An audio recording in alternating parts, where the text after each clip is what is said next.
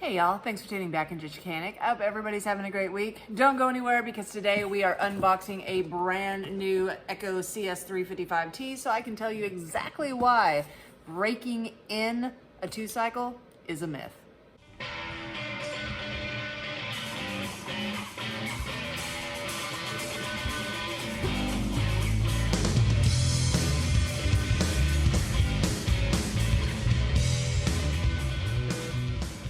But before we jump into today's video, if you're a fan of saving time, money, and frustration while fixing your own small engine equipment while watching in-depth tutorials, you've come to the right place because that's what I do. I upload a couple times a week. And if that sounds interesting, hit that like button, smash that subscribe, don't forget to hit the notification bell, and please leave a comment. I love to read through the comments and I will reply to all the early commenters. So, why am I making this video?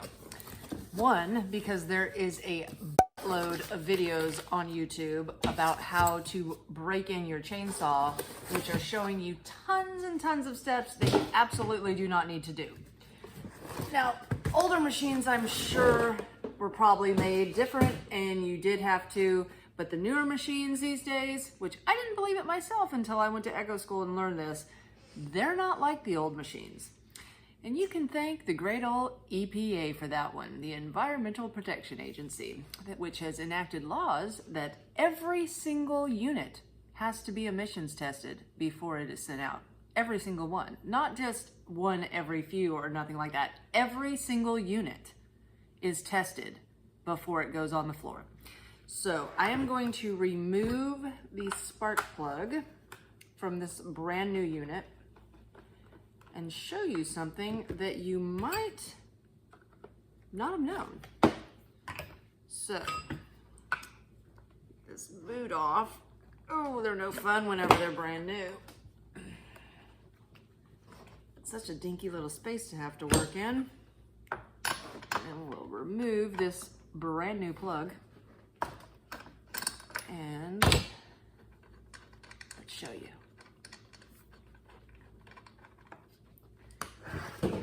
That in this brand new chainsaw, look at that dirty plug. So these saws have already been run at extended periods of idle time. They've been run at full throttle. They have to be run at every single level to check emissions. So it's not the first time this saw's ran. But don't go anywhere just yet because I have some secrets to tell you that you're gonna wanna know. So everything other than a chainsaw, trimmers, blowers, whatever, you can take out of the box, put fuel in it. It already is bedded in and go balls to the walls with it.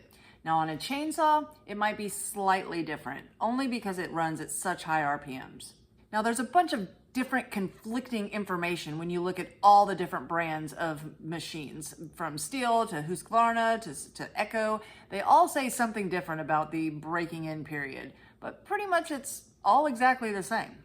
Stihl says, during break-in period, a factory new machine should not be run at high revs, full throttle off load for the first 3 tank fillings. Husqvarna says, typically we recommend a break-in period of 6 to 10 tanks of fuel. During this period, the engine should not be allowed to run at high RPMs for extended periods of time.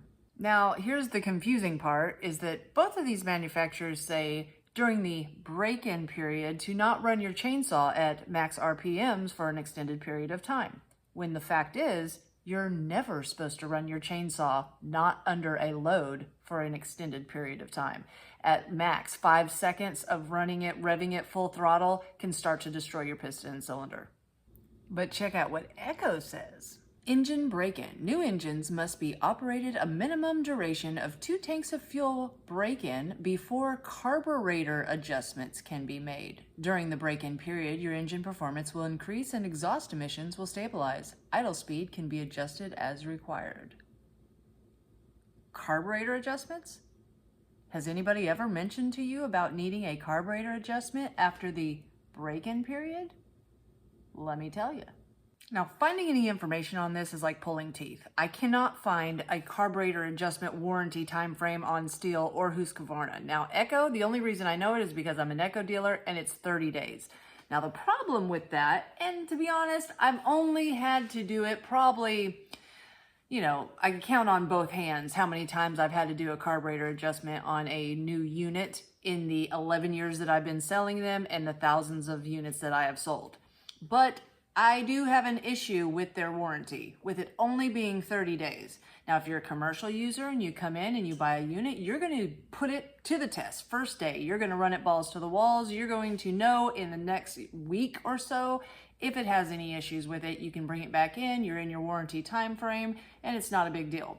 Homeowners are completely different. You might buy a trimmer and use it twice in a month for maybe 20 minutes each time. It's going to take you 6 months before you notice any kind of difference through that break-in period. So I believe that the break-in period is really because when they do the emissions testing and they actually adjust the carburetor for the first time, they do not put it at peak performance. Over time, I'm assuming that the carburetor breaks in, the fuel flow works itself out, and that's what really is the breaking in period of these. Because after it runs so long, then you'll know if it's at peak performance or not. But most people, they're not going to figure it out for who knows, maybe never. Especially if they don't even know it's a thing. I mean, I didn't even know it was a thing before I got into all this. Did you know that you had to get your carburetor adjusted after the break-in period because it's not actually adjusted to peak performance from the factory?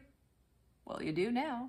So my biggest suggestion is to run your equipment often. As soon as you get it, find out what the warranty time frame is for that carburetor adjustment, because your dealer might not help you out. Now, I'm not going to do that. It doesn't matter if my customers go over the 30 days because I think that it should be longer. It should be probably 6 months at least for a homeowner. So I'm just going to adjust it for them for free anyways, but it might be something you want to look into. Now, there are some things that do need some breaking in, and it has to do with chainsaws again. When you buy a brand new chainsaw and you put bar oil in it for the very first time and you go to use your chainsaw, you do have to run it at half throttle for about 30 seconds. Face your bar towards the ground and wait until you see a light stream of oil come out, because it doesn't immediately flow through your chainsaw. It works off a pump and it has to take time to actually get to your chain and lubricate your bar, and you don't want to start cutting and destroy a brand new chain the second you put it on. You also have to break in a brand new chain. Every time you buy a brand new chain, make your first few cuts, stop and check your chain tension, because 99% of the time it has come looser than it needs to be and you need to re-tighten it.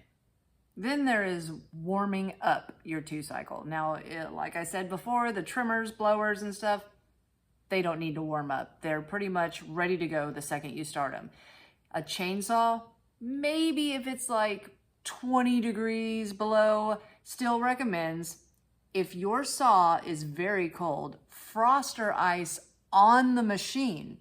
Start the engine and keep it at a high idle speed with the chain brake disengaged until it reaches operating temperature, which operating temperature will be achieved very fast. I can tell you that you do not need to let it sit. I saw one video where a guy said to let it idle for 10 minutes before you go to do anything.